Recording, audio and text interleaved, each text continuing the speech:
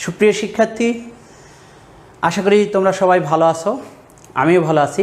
আজকে আবার তোমাদের অনলাইন ক্লাসের মাধ্যমে আমি তোমাদের আজকে সেকেন্ড ক্লাস, তোমাদের ষষ্ঠ শ্রেণীর, তোমরা দেখতে পাচ্ছ, দেখো চতুর্থ অধ্যায় বীজগণিতীয় রাশি। এর আগের ক্লাসটা আমি নিয়েছিলাম তৃতীয় অধ্যায়, ঠিক আছে, পূর্ণ সংখ্যা। তো দেখো আজকে আমরা পড়ব বীজগণিতীয় রাশি। বীজগণিতীয় রাশিটা কি সেটা আমি একটু পরে বলছি। তার আগে তোমাদেরকে একটু বলি যে মানুষ যখন ধীরে ধীরে বুদ্ধিমত্তার উন্নতি সাধন করলো, তখন মানুষের প্রয়োজনেই মানুষ গণিতটাকে আরও সহজভাবে ব্যবহার করার জন্যে বীজগণিতের আবিষ্কার করলো। তো এই বীজগণিতের আবিষ্কারটা কী করলো? আসলে বীজগণিতের আমরা যদি ইতিহাস পর্যালোচনা করতে যাই, তাহলে আমরা পাই এই বীজগণিতটা মূলত একটা পারস্য গণিতবিদ মুসা আল খোয়ারিজমি, অর্থাৎ তার পুরো নাম হচ্ছে মোহাম্মদ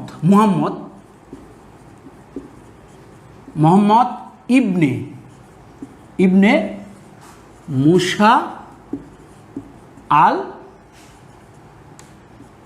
খোয়ারিজমি।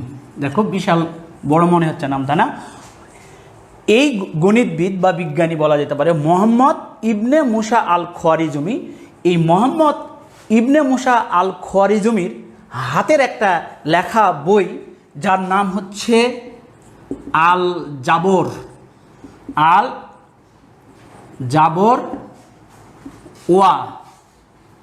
ওয়া আল মুকাবেলা।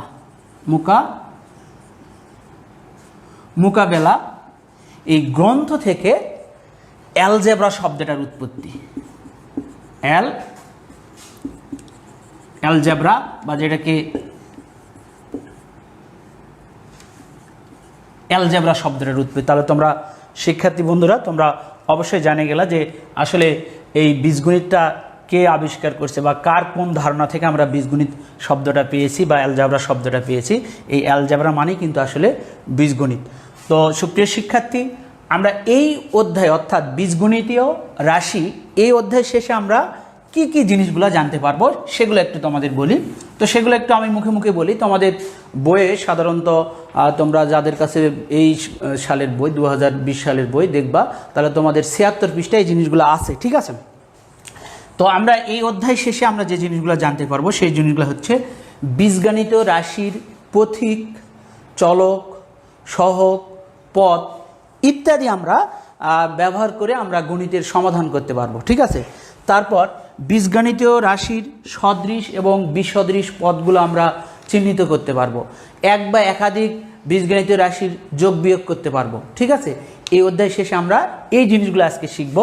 তাহলে আমরা এই অধ্যায় শেষে যে জিনিসগুলো শিখবো সেগুলোর মধ্যে আমি বললাম যে বীজগণিতীয় রাশির পদ, সহগ, সূচক ইত্যাদি সম্পর্কে আমরা জানবো এবং সেগুলোর গাণিতিকভাবে ব্যবহার করে সেগুলোকে আমরা সমাধান করতে পারবো।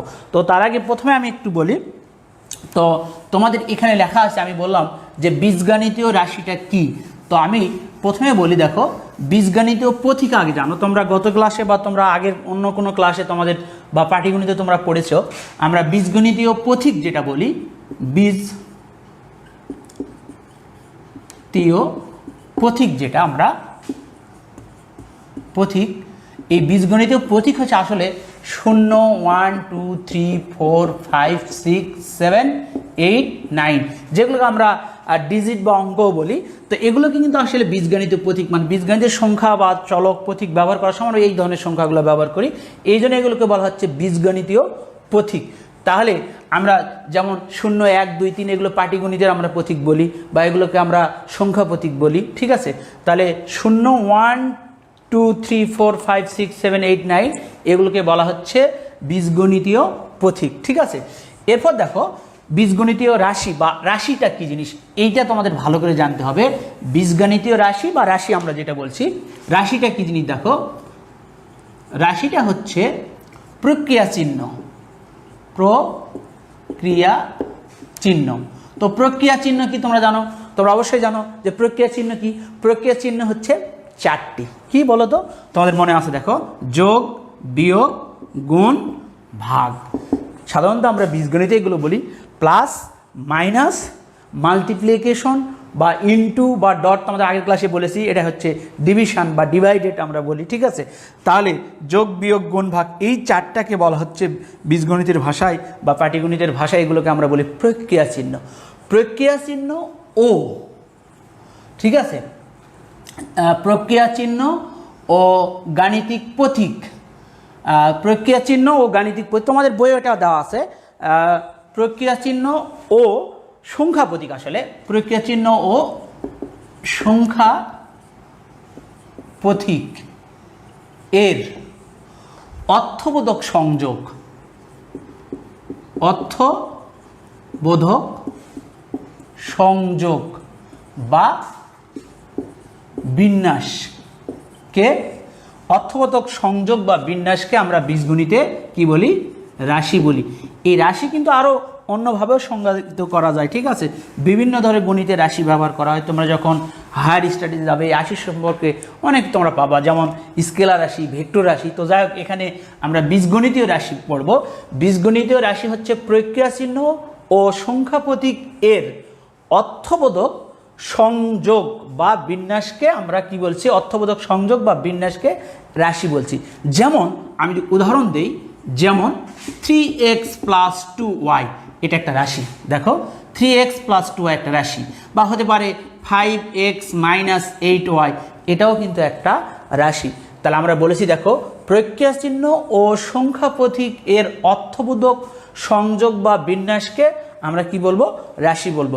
তোমাদের বইয়ে দেখবা তো 77 পেজে আছে, তারপরে আমি তোমাদের লিখে দিলাম, ঠিক আছে। এইবার চলে আসো, আমরা বীজগণিত প্রতীক জানলাম। এবার দেখো চলক, আমি বলেছি রাশি, চলক, সহগ। চলকটা আসে কি জিনিস?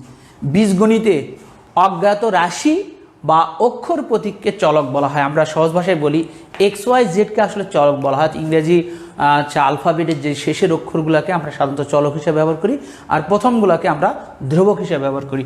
তাহলে চলক কি? বীজগণিতে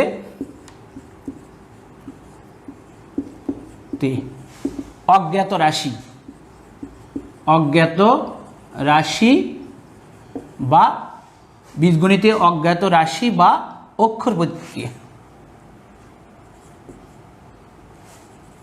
অক্ষর প্রতীককে চলক বলে, চলক বলে। তাহলে দেখো বীজগণিতে অজ্ঞাত রাশি বা অক্ষর প্রতীককে আমরা কি বলবো? চলক বলে। যেমন আমরা বলতে পারি, যেমন XYZ এগুলোকে চলক বলা হয়। এই চলকের কয়েকটি বৈশিষ্ট্য আছে। চলক এমন একটি প্রতীক যার মান পরিবর্তনশীল বা যার মান পরিবর্তন হয়। তাহলে আমরা চলকের কিছু বৈশিষ্ট্য বলি। বৈশিষ্ট্য যদি বলা হয়, 1 নম্বরে বলছি, চলক এমন একটি প্রতীক, চলক এমন একটি প্রতীক যার মান পরিবর্তন হয়। চলকের মান নির্দিষ্ট নয়। চলকের মান 2 নম্বর আমরা লিখলাম, চলকের মান নির্দিষ্ট নয়। 2 নম্বর বৈশিষ্ট্য বললাম, 3 নম্বর বললাম, চলক বিভিন্ন মান ধারণ করতে পারে। চলক বিভিন্ন মান ধারণ করতে পারে। তাহলে প্রিয় শিক্ষার্থী, দেখো তোমরা রাশি জানলা, তারপরে চলক জানলা। আমি আবার একটু বলছি, দেখো বীজগণিতে অজ্ঞাত রাশি বা অক্ষর প্রতীককে আমরা বলছি চলক। তাহলে যেমন XYZ আমরা দিয়েছি। চলক এমন একটি রাশি, চলক এমন একটি প্রতীক যার মান পরিবর্তন হয়। তাহলে চলকের মান নির্দিষ্ট নয়। তাহলে চলক বিভিন্ন মান ধারণ করতে পারে। তোমাদের এই যে বহুপদী যে আমাদের MCQর ক্ষেত্রে পড়ে, যে রোমান সংখ্যায় 1 2 3 দিয়ে থাকে, এদের মধ্যে কোনটা কোনটা সঠিক, এদের মধ্যে যে কোনো 2টা দেওয়া থাকলো, তখন তোমরা দেখবা কোনটা কোনটা আছে। তাহলে এগুলো একটু ভালো করে তোমরা দেখবা, বা অনেক সময় পরীক্ষায় ক নাম্বার প্রশ্ন পড়তে পারে, চলকের 2টি বৈশিষ্ট্য লেখো, বা চলক বলতে কি বোঝো, বা চলক কাকে বলে। তাহলে আমরা বীজগণিতে চলক বোঝাতে আমরা বুঝছি বীজগণিতে অজ্ঞাত রাশি বা অক্ষর প্রতীককে আমরা চলক বলবো। চলকের বৈশিষ্ট্যগুলো অবশ্যই তোমরা একটু মনে রাখবা, ঠিক আছে। তাহলে আশা করি তোমরা রাশি এবং চলক বুঝতে পেরেছ। এরপর আমরা শিখব সহগ এবং পদ। তো আমি একটু পদ বলি, যেহেতু এখানে একটা রাশি লেখা আছে, তাহলে আমি চলকটা মিশিয়ে দিলাম। পদ কি দেখো, কোনো একটা রাশিতে, এটা কি একটা রাশি দেখো, এরকম এটা কয়পদী রাশি, এটা দ্বিপদী রাশি, দেখো দুইটা পদ যুক্ত আছে, ঠিক আছে। তাহলে কোনো একটা রাশিতে যখন যোগ বা বিয়োগ প্রক্রিয়া চিহ্ন, কোনো একটা রাশিতে প্রক্রিয়া চিহ্ন যোগ ও বিয়োগের মাধ্যমে যখন ওটা প্রকাশ করা হয়, সেটাই হচ্ছে একটা, প্রত্যেকটা একটা করে এই রাশিটার একটা করে পদ বলা হয়। তাহলে কোনো একটা রাশিতে যোগ বা বিয়োগ প্রক্রিয়ায় যেটা সংযুক্ত থাকে বা আবদ্ধ থাকে, তার প্রত্যেকটা একটাকে আমরা পদ বলি। তাহলে পদের আমরা যদি সংজ্ঞাটা আকারে দেই, তাহলে তোমরা অবশ্যই বুঝতে হবে বীজগণিতীয় রাশি যে অংশ যোগ বা বিয়োগ চিহ্ন দ্বারা সংযুক্ত থাকে। তাহলে আমরা লিখতে পারি বীজগণিতীয় রাশিতে যে অংশ, বীজগণিতীয় রাশিতে যে অংশ যোগ বা প্লাস, যোগ ও বিয়োগ, যেটাকে আমরা বলছি মাইনাস, যোগ ও বিয়োগ চিহ্ন দ্বারা সংযুক্ত থাকে, যোগ ও বিয়োগ চিহ্ন দ্বারা সংযুক্ত থাকে, এদের প্রত্যেকটিকে রাশিটির একটি পদ, এটা একটু মিশিয়ে দিই, বলে। তাহলে সুপ্রিয় শিক্ষার্থী একটু ভালো করে সবাই খেয়াল করো, বীজগণিতীয় রাশিতে যে অংশ যোগ ও বিয়োগ বা মাইনাস চিহ্ন দ্বারা সংযুক্ত থাকে, এদের প্রত্যেকটিকে রাশিটির একটি পদ বলে। তাহলে দেখো আমি এখানে একটা রাশি লেখা আছে, দেখো এখানে দেখতে পাচ্ছ উপরে লেখা আছে, এখানে 3x একটা পদ, 2x প্লাস, এই যে মাঝখানে কিন্তু যোগ আছে। তারপর দেখো 5x একটা পদ, মাইনাস 8y একটা পদ। তার মানে কি, এটা মাইনাস দ্বারা যুক্ত আছে। তাহলে তোমরা যদি বলা হয় এই রাশিতে একটা এমসিকিউ পড়লো, এই রাশিতে কয়টি পদ আছে, তাহলে অবশ্যই তোমরা দেখবা যে এখানে দুইটা পদ আছে। দেখো একটা 3x একটা পদ, কারণ প্রত্যেকটা একটা করে পদ বলা হচ্ছে, 3x একটা পদ, 2y একটা পদ। দেখো বীজগণিতীয় রাশিতে যে অংশ যোগ ও বিয়োগ বা মাইনাস চিহ্ন দ্বারা সংযুক্ত থাকে, এদের প্রত্যেকটি রাশিটির একটি করে কি বলা হয়, পদ। যেমন আমি এখানে লিখলাম 8x plus 3y minus 6z। ভালো করে একটু সবাই খেয়াল করো, এখানে কিন্তু কয়টা পদ আছে, তাহলে তোমরা অবশ্যই বলবা এখানে 3টা পদ আছে। দেখো 8x একটা পদ, 3x একটা পদ, আর 6z একটা পদ। তাহলে এখানে আমরা পদ যদি বলি, এখানে 8x একটা পদ, 3y একটা পদ, আর 6z একটা পদ, ঠিক আছে। তাহলে আমরা বীজগণিতীয় রাশিতে যে অংশ যোগ ও বিয়োগ চিহ্ন দ্বারা সংযুক্ত, এদের প্রত্যেকটি রাশিটির এক একটি করে কি বলা হয়, পদ বলা হয়। পদ তাহলে অবশ্যই তোমরা বুঝলা, ঠিক আছে। এরপর আমরা শিখব সহগ। সহগটা কি দেখো, পদের পর আমরা চলে আসলাম সহগ। সহগটা কি দেখো, এই যে বীজগণিতীয় রাশি প্রত্যেকটি পদে, কোনো একটা রাশিতে বা কোনো একপদী রাশিতে, এভাবে বলতে পারি, কোনো একপদী রাশিতে যে সংখ্যা গুণক আকারে থাকে বা গুণ আকারে থাকে, সেই সংখ্যাটাকেই আমরা বলছি বীজগণিতীয় রাশির সহগ, বা অনেক সময় বলা হয় সাংখ্যিক সহগ। কোনো, আমরা লিখতে পারি কোনো একপদী রাশিতে, কোনো একপদী রাশিতে চলকের সাথে, যে x এর সাথে যেটা আসছে, চলকের সাথে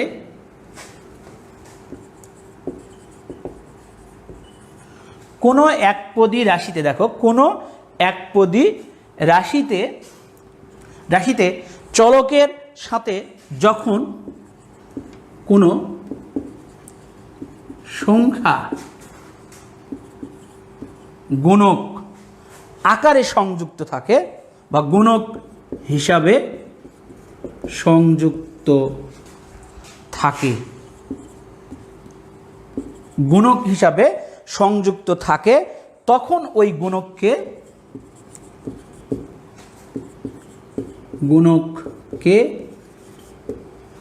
রাশিটির কোনো একপদী রাশিতে চলকের সাথে যখন কোনো সংখ্যা গুণক হিসাবে সংযুক্ত থাকে, তখন ওই গুণককে রাশিটির সাংখ্যিক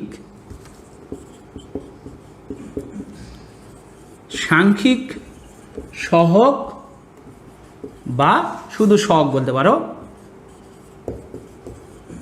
বলে। তাহলে দেখো, আমরা সহগের সংজ্ঞাটা যদি বলি তাহলে কীভাবে বলবো? কোনো একপদী রাশিতে চলকের সাথে যখন কোনো সংখ্যা গুণক হিসাবে যুক্ত থাকে, তখন ওই গুণককে রাশিটির সাংখ্যিক সহগ বা সহগ বলে। যেমন এখানে আমি যদি বলি যে 3x, ঠিক আছে, এর সহগ কত, তাহলে তোমরা অবশ্যই বলবা সহগ হচ্ছে 3। তাহলে 3x রাশিতে কার সহগ? x এর সহগ। আসলে x এর সহগ হচ্ছে বা সাংখ্যিক সহগ হচ্ছে 3। তারপর -8y এর বা এই রাশিতে এর y এর সহগ, এত রাশিতে y এর সহগ সমান সমান হচ্ছে -8। তাহলে এভাবে আমরা যদি যে কোনো একটা একপদী রাশি, তাহলে এই রাশিটা বা একপদী রাশি আবার যদি যুক্ত থাকে দুই বা ততোধিক পদ আকারে, তাহলে আমরা সহগ বলতে পারি। যেমন এখানে দেখো লেখা আছে 3x + 2y। তাহলে আমি যদি বলি এই রাশিতে x এর সহগ কত, তাহলে অবশ্যই তোমরা বলবে এই রাশিতে x এর সহগ হচ্ছে 3। y এর সহগ কত? y এর সহগ হচ্ছে 2। এই রাশিতে x এর সহগ কত?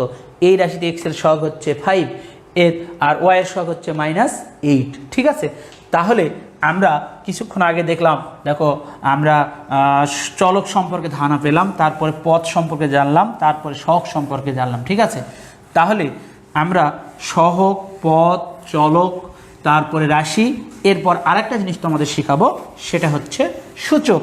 এই অধ্যায়ে আমরা এই জিনিসগুলো আগে জানবো, তারপরে আবার আমরা আরও কিছু অঙ্ক নিয়ম জানবো। যেমন আমরা বলেছি কি শিখতে পারবো, তাহলে আমরা বীজগণিতের রাশি সদৃশ এবং বিসদৃশ পদগুলো আমরা চিহ্নিত করতে পারবো। ঠিক আছে, এক বা একাধিক পদ বিশিষ্ট রাশিকে আমরা যোগ বিয়োগ করতে পারবো। ঠিক আছে, তো আমরা একটু দেখি। তো এখন আমি তোমাদের যেটা বলবো সেটা হচ্ছে সূচক। সূচকটা কি জিনিস? ঠিক আছে, কারণ এই অধ্যায়ের আমাদের অংশ। সূচকটা হচ্ছে, দেখো, কোনো একটা রাশিতে একই উৎপাদক যতবার গুণ থাকে সেই সংখ্যাটিকে আমরা বলি সূচক। ঠিক আছে, কোনো একটা রাশিতে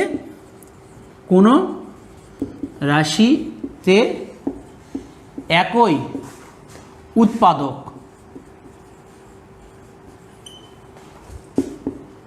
যতবার গুণ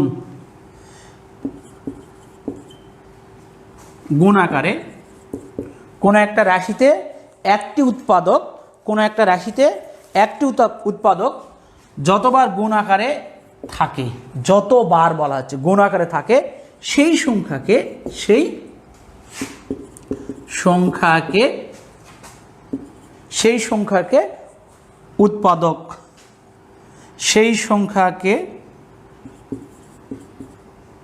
উৎপাদকটির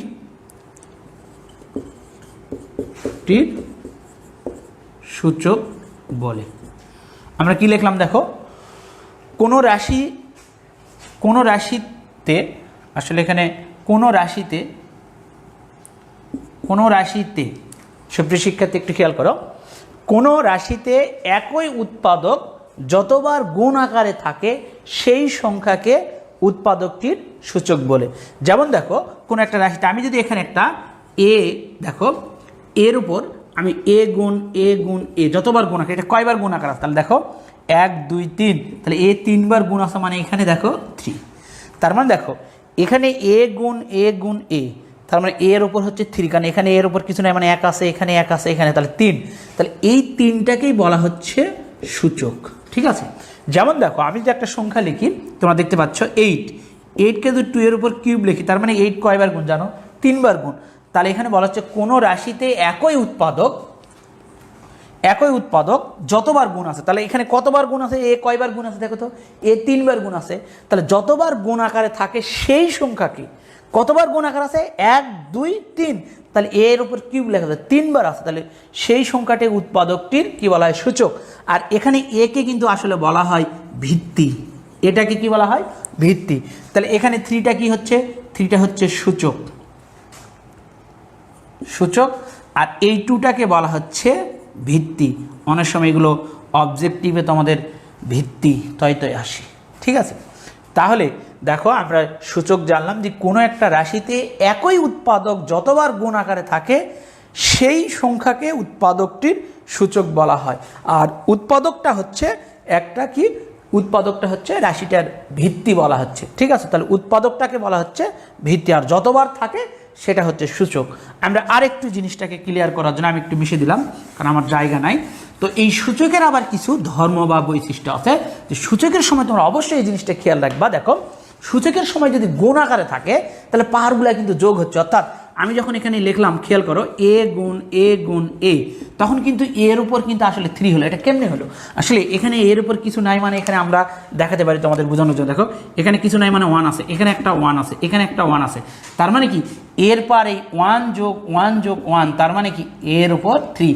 তার মানে যখন গুণ আকারে থাকতেছে আসলে পাওয়ারগুলোকে যোগ করা হচ্ছে, এই জন্য এর উপর কিউব হয়ে যাচ্ছে।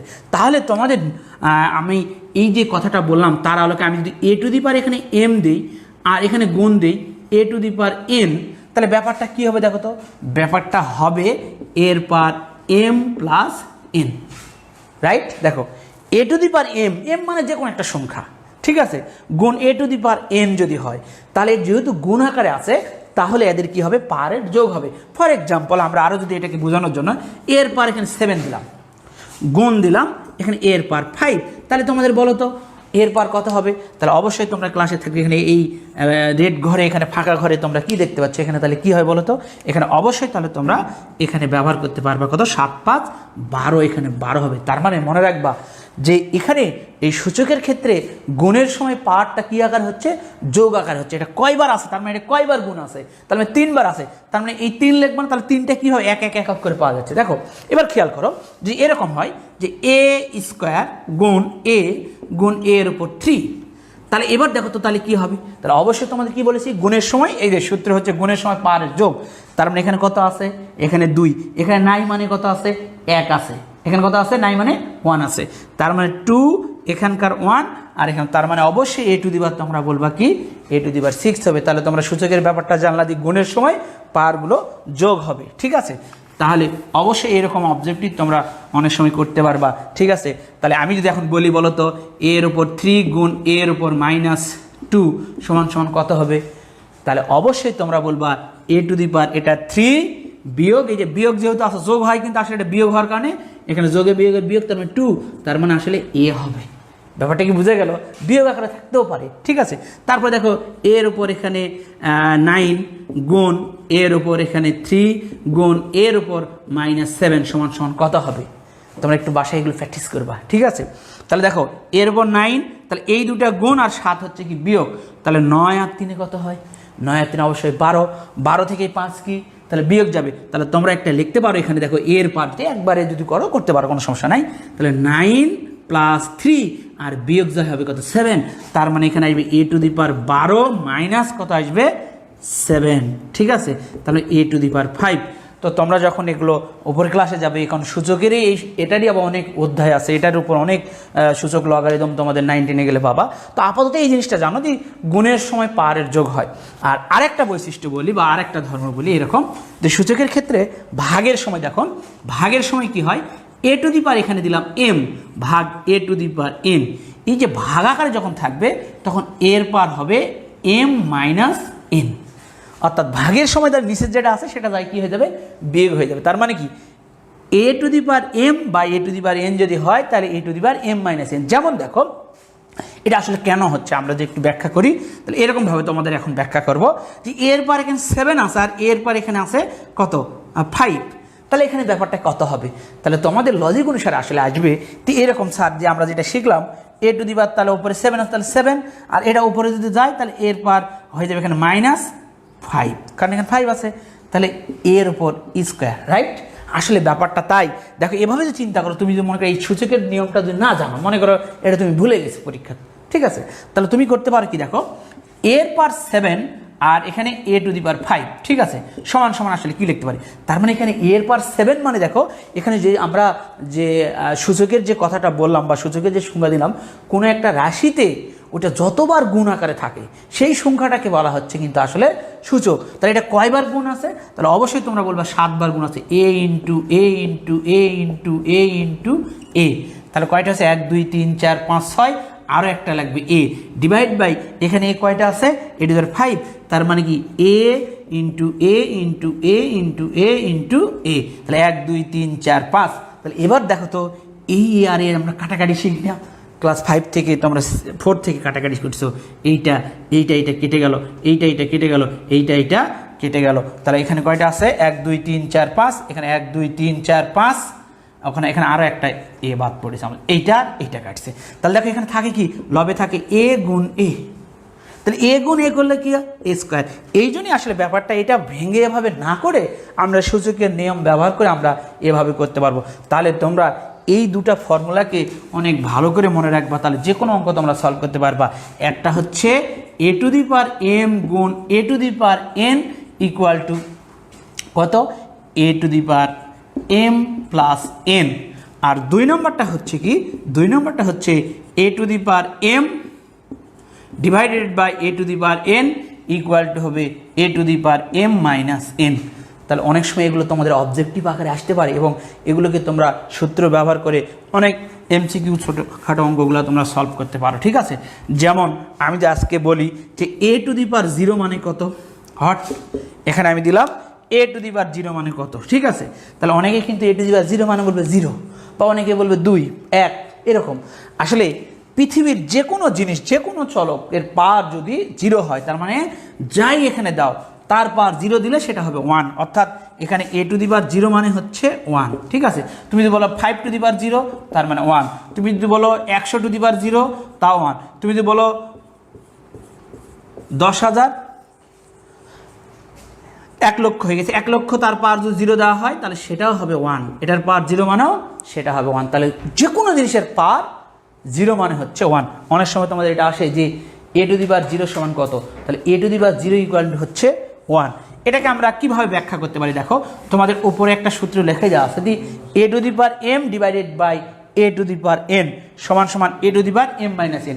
তাহলে আমি যদি তোমাদের বলি যে আসলে তোমরা বলো তো এ ভাগ এ মানে কত হয়, তোমরা সবাই কিন্তু বলবা এ ভাগ এ মানে 1, 5/5 মানে 1। ব্যাপারটা খেয়াল করো, এ ভাগ এ মানে যদি 1 হয় তাহলে এই ব্যাপারটাকে আমি বলেছি দেখো এ ভাগে, তার মানে কি আমি যখন এ ভাগ এ লিখতেছি মানে এর পাওয়ার 1 এর পাওয়ার 1। তাহলে এবার দেখো তো এই ফর্মুলাটা যদি ব্যবহার করা, এখানে এর উপর কিছু নাই মানে কি আছে, অবশ্যই তোমরা বলবো 1 আছে, এখানে কিছু নাই মানে কত আছে 1, তো আমি ব্যাপারটাকে এভাবে লিখছি দেখো এর পাওয়ার 1 এর পাওয়ার 1। এবার খেয়াল করো আমরা যদি এই ফর্মুলা ব্যবহার করি, এখানে এম মানে কত তাহলে বলবো 1, এন মানে কত 1, তার মানে কি এটা তো লেখা যাবে এর পাওয়ার 1 মাইনাস 1। এই এর পাওয়ার 1 মাইনাস 1 মানে কি এর পাওয়ার 0, তাহলে এ ভাগ এ মানে কি হয়েছে 1, তার মানে এটা মানে হচ্ছে আসলে 1। ব্যাপারটা কি বুঝতে পারলাম? অনেকেই কিন্তু এটা প্রশ্ন করে আমাকে যে স্যার কোনো কিছুর পাওয়ার 0 মানে এটা 1 কেন? দেখো আমরা এভাবে একটা ব্যাখ্যা সহজ পারি, যে কোনো তুমি 5/5 মানে কিন্তু 1, কিন্তু আসলে 5/5 মানে 5 টু দি পাওয়ার 0, কারণ দেখো এখানে 5/5 আসলে ব্যাপারটা কি 5/5 মানে 5-এর উপর কিছু নাই মানে এখানে 1 আছে, এখানে কি আছে 1 আছে, তাহলে আমরা লিখতে পারি 5 টু দি পাওয়ার 1 মাইনাস 1, তার মানে সমান সমান 5 টু দি পাওয়ার 0। তার মানে কি 5/5 করলে কি হতো 5/5 করলে 1, তার মানে কি এখানে আমরা কি লিখতে পারবো 1। এই জন্য মনে রাখবা কোনো কিছুর পাওয়ার 0 মানে 1, তাহলে এ টু দি পাওয়ার 0 মানে কত 1, বি টু দি পাওয়ার 0 মানে 1, এক্স টু দি পাওয়ার 0 মানে 1, ওয়াই টু দি পাওয়ার 0 মানে 1, মনে যেন থাকে, ঠিক আছে। তো এখন দেখো সুপ্রিয় শিক্ষার্থী, আমরা এখানে আমরা রাশি জানলাম, সহগ জানলাম, পদ জানলাম, চলক জানলাম, প্রক্রিয়া চিহ্ন জানলাম, ঠিক আছে, প্রক্রিয়া চিহ্ন আগে জানো, সূচক জানলাম, ঠিক আছে। এগুলো এখন ব্যবহার করে আমরা অঙ্ক করতে পারবো। এই জন্য এখানে তোমাদের আরেকটা আমরা বলেছিলাম কি শিখতে পারবো, এখানে সদৃশ এবং বিসরী সদৃশ পদগুলোকে আমরা চিহ্নিত করতে পারবো, ঠিক আছে। তো আমি দেখো অনেক সময় বলবে যে এটা বলতে কি বোঝো, অনেক সময় এমসিকিউ পড়লো যে 3x - 8y এটা বলতে আসলে কি বোঝো, তার মানে কি এখানে 3x - 8y মানে এটা বোঝাচ্ছে x এর 3 গুণ থেকে, x এর কি বোঝাচ্ছে, এটা x এর তিন গুণ থেকে ওয়াইয়ের কি বোঝাচ্ছে, ওয়াইয়ের কয় গুণ আছে, ওয়াইয়ের 8 গুণ কি বোঝানো হয়েছে, এখানে মাঝখানে কি দেওয়া হয়েছে, বিয়োগ বোঝানো হয়েছে, বিয়োগ বোঝানো হয়েছে। মনে থাকবে শিক্ষার্থী। দেখো অনেক সময় বলে 3x - 8y দ্বারা কি বোঝানো হয়েছে, তাহলে তোমরা বলবা x এর 3 গুণ থেকে y এর 8 গুণ বিয়োগ বোঝানো হয়েছে।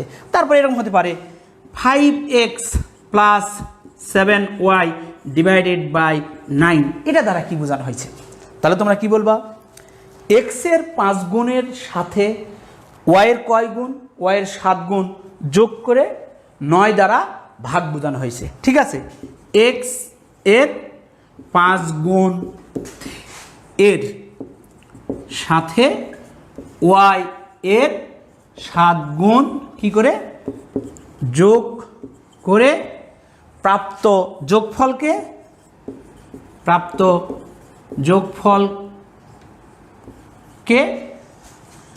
9 দ্বারা ভাগ বোঝানো হয়েছে।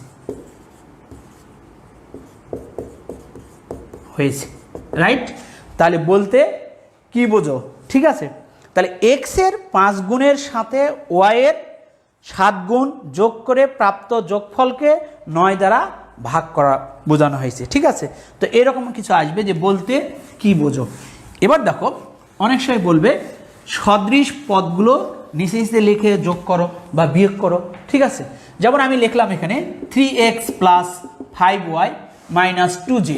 দেখো এটা একটা রাশি, কয়পদী রাশি, অবশ্যই বলবা 3 পদী রাশি। ঠিক আছে, তারপর লিখলাম 3y - 2z + x, এটা একটা রাশি লিখলাম। তো এই দুটো রাশি থেকে দেখো, এই দুটো রাশির আমরা বলা হলো এই দুটো সদৃশ রাশিগুলো সদৃশ পদগুলো নিচে নিচে যোগ করো। তাহলে আমি যে এটাকে বলি প্রথম রাশি, এটা হচ্ছে দ্বিতীয় রাশি। তাহলে প্রথম রাশিটা যদি লিখি তাহলে 3x + 5y - 2z। এখন বলবো সদৃশ, তাহলে এখানে কিন্তু 3y আছে, তাহলে আমি এখানে 3y লিখতে পারি না, কারণ y এর নিচে y লিখতে হবে, তার মানে কি 3y এর সামনে কিছু নাই, মানে প্লাস আছে। সো আমি লিখতে পারবো এখানে +3y, তারপর -2z। তাহলে z এর ঘরে দেখো সদৃশের জায়গায় 2z, আর এখানে কিছু +x, তাহলে এখানে আমরা প্রথমে +x আসবে, এই জন্য প্লাস দেবো না, কারণ প্লাসই বোঝাচ্ছে। ঠিক আছে, তারপরে এখন কি করবো, এটা যোগ করব। তো তোমরা যোগ নর্মালি যে যোগ, তাহলে 3x আর এখানে কয়টা x, একটা x, তার মানে এটা হলো 4x। এখানে দেখো 5y আর 3y, তাহলে +8y। আর এখানে দেখো -2z আবার -2z, তাহলে কি হবে -4, মাইনাসের যোগ দেখো -2 আর -2 যোগ করলে -4z। এটাই হলো আমাদের অ্যান্সার। তাহলে এই যে আমরা সদৃশ পদগুলো আমরা নিচে নিচে লিখে যোগ করতে পারবো। আবার দেখো আমরা যোগ বিয়োগে বলছি যে বিয়োগ করা যাবে। তাহলে দেখো আমি যদি আবার দুইটা পদ লিখি এরকমভাবে, যে এখানে আছে 5a - 8c + 12b। ঠিক আছে, এটা একটা পদ। আর একটা পদ লিখলাম, মনে করো 8c - 3b + 2a। তাহলে এখানে দেখো সদৃশ পদগুলো নিচে নিচে লিখে যোগ করো বা এটার যোগ করো। ঠিক আছে, তাহলে যোগ করতে গেলে তোমাদের সদৃশ পদগুলো এটা লিখে যোগ করো, বা বলতে পারে এটা বিয়োগ করো। ঠিক আছে, তাহলে আমরা এটা আগে যেহেতু যোগ শিখলাম, এটা একটা বিয়োগ শিখি। তাহলে দেখো, তাহলে এখন বলবে দি প্রথম রাশি থেকে এটা যদি পড়ে, তাহলে বলবে দি প্রথম রাশি থেকে দ্বিতীয় রাশি বিয়োগ করো, বা অনেক সময় দ্বিতীয় রাশি থেকেও প্রথম রাশি বিয়োগ করতে পারে। তাহলে তখন আর এইভাবে বলবো না এত থেকে, অর্থাৎ এটা প্রথম রাশি, এটা হলো দ্বিতীয় রাশি, তাহলে এত থেকে এত বিয়োগ করো। তাহলে আমরা বিয়োগ কীভাবে করবো দেখো, তাহলে এখানে সদৃশ পদগুলো আগে নিচে নিচে লিখে a 5a, এখানে +12bটা আমি আগে লিখলাম 12b - 8c, এর নিচে লিখবো। এবার দেখো এটা লিখবো সদৃশের মিলাবো, দেখো তাহলে 2a - 3b আর প্লাস হচ্ছে এখানে 8c। সুপ্রিয় শিক্ষার্থী, যদি বিয়োগ করে বলা হয় তাহলে একটু সবাই মনোযোগ সাথে দেখো, বিয়োগ করে। ঠিক আছে, তাহলে বিয়োগ যদি করি, তাহলে বিয়োগ করার সময় অবশ্যই মনে রাখবা চিহ্নের, অর্থাৎ যেটা বিয়োগ করব, ঠিক আছে, সেটা চিহ্নের পরিবর্তন করতে হবে। তাহলে এখন দেখো তো এখানে কি আছে, এটা কিছু না, মানে প্লাস আছে, তার মানে এখানে তোমরা মাইনাস দিবা। এখানে কি আছে মাইনাস, তার মানে এখানে প্লাস দিবা। এখানে কি আছে প্লাস, তার মানে এখানে মাইনাস দিবা। এখন এই যে রেড কালার যে চিহ্ন দেখতে পাচ্ছ, এইটা ধরে তোমাদের যোগ করতে হবে বা কাজ করতে হবে। তাহলে দেখো 5a আর এটা হচ্ছে 2a ছিল কিন্তু বিয়োগ করতেছি যেহেতু, তাহলে -2a, তার মানে অবশ্যই তোমরা বলবো এখানে 3a। ঠিক আছে, তাহলে এখানে দেখো 12b ছিল 12b, বিয়োগ ছিল 3b, কিন্তু বিয়োগ করতেছি তার মানে কি মাইনাস, এটা প্লাস হয়ে গেছে 3b, তাহলে 12 আর 3 কত হলো, তাহলে 15, 15b। এবার দেখো -8c ছিল, এখানে আবার +8c ছিল, কিন্তু আমাদের চিহ্নের পরিবর্তন করতে, তাহলে -8 মাইনাস, তাহলে -16c, এটাই হচ্ছে বিয়োগ করলে অ্যান্সার। তাহলে সুপ্রিয় শিক্ষার্থী, তোমরা মনে হয় বুঝে গেলা যে সদৃশ পদগুলো নিচে নিচে লিখে কীভাবে আমরা যোগ করতে পারি। ঠিক আছে, তো এখন দেখো আমি তোমাদের এরকম একটা সৃজনশীল জাতীয় একটা অঙ্ক করবো, এই যে চলক সহগের আমরা ব্যাপার দিয়ে একটা অঙ্ক দেখাই, এরকম অঙ্ক তোমাদের বইও দেখবা আছে। যেমন ছোট্ট একটা অঙ্ক, একটি কলমের দাম x টাকা, একটি খাতার দাম y টাকা। ঠিক আছে, আর একটি পেন্সিলের দাম z টাকা। এইটা তোমাদের একটা মনে করো প্রশ্ন বা এটাকে উদ্দীপক। ঠিক আছে, তাহলে এইবার দেখো একটি কলমের দাম কি x টাকা, একটি খাতার দাম y টাকা, একটি পেন্সিলের দাম z টাকা। ক নম্বরে বলা হলো দুইটি কলম ও 5টি খাতার মূল্য বা দাম কত। ঠিক আছে, তারপর খ নাম্বার বলা হলো 5টি খাতার দাম ও 8টি কলমের দাম থেকে 9টি পেন্সিলের